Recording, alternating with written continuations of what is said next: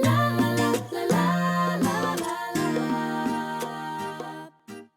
and welcome to Elizabeth's Craft Room. Today we're going to make a cute little treat bag with a shaker card on the front. I don't know whether you can see that shaking, it's a bit too close. First I've got to cut my treat bags, so I'm using the treat bag die, or you could put this on the front of a card, or you could put this on the front of any other bag or box of an appropriate size. So I'm just going to run this through the big shot and cut it out. Right, well here we are with the two pieces for the treat bag cut out, and they are all pre-scored, so they are make it super quick to make this little bag. And I'm going to have the spotty side out.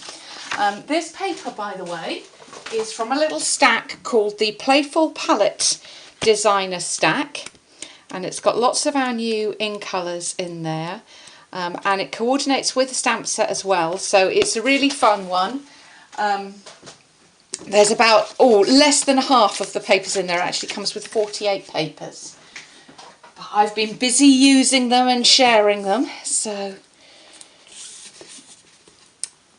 let's just put some tear and tape on here. It makes it super quick to put this together. You can also do this with your Tombow adhesive if you prefer. If you prefer to get some wiggle room, the only thing you have to do is make sure you line that up along the edge and at the bottom, which I mostly have. And then some tape along that side.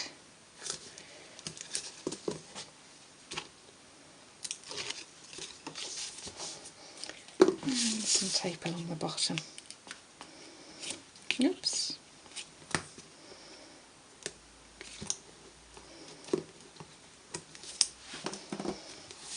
Just love our tear and tape for speed.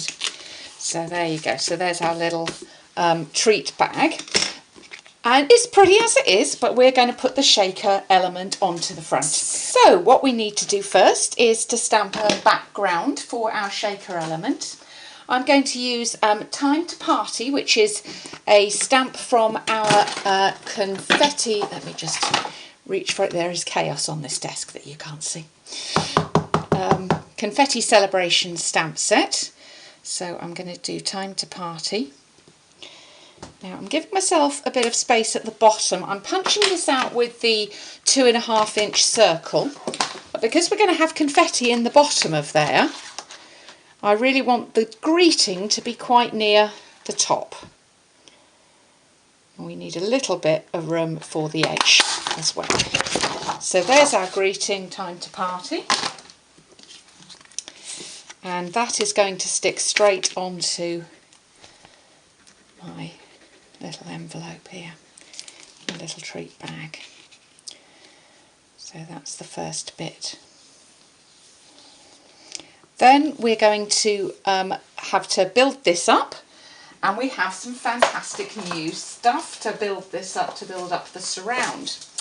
When we used to do shaker cards, they could be a bit of a nuisance, and we had some of these long strips of, like dimensionals in a long strip. These are called foam adhesive strips from Stampin' Up, new in our catalogue. We had some in a shaker card kit, and we all really wanted them, and Stampin' Up are amazing, so they listened and they gave us these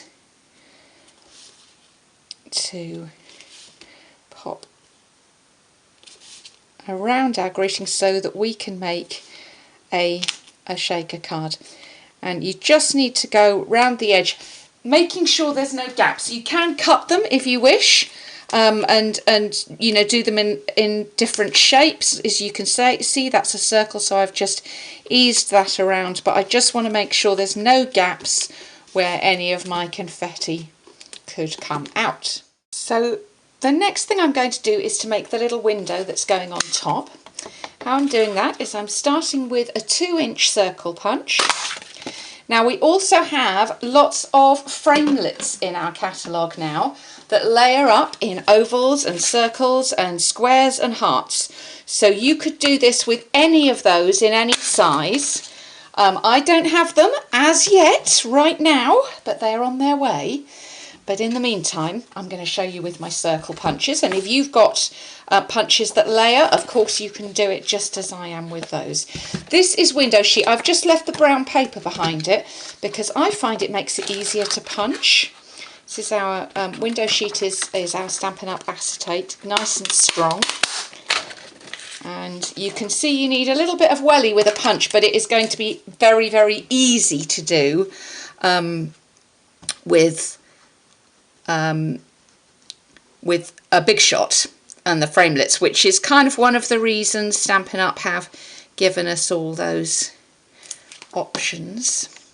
So I'm lying that on top. Now you can see I've just put a little bit of Tombow glue and again made sure that's gone all the way round, and that's going to be our frame that goes on the top.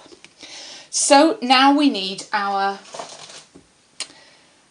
confetti, but first, just a little tip, before you take the backing off, just dab around. If you have an embossing buddy, just dab around with that.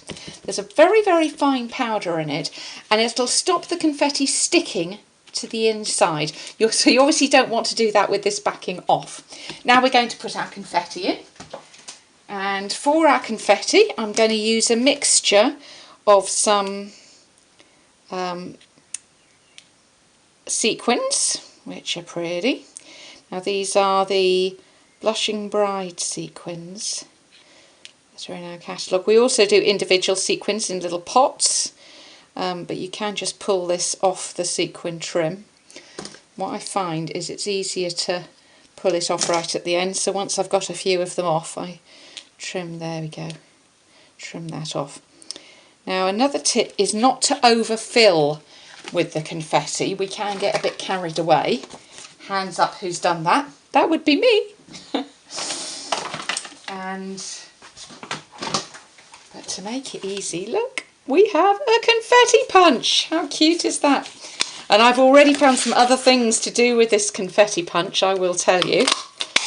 So, cute little matching confetti.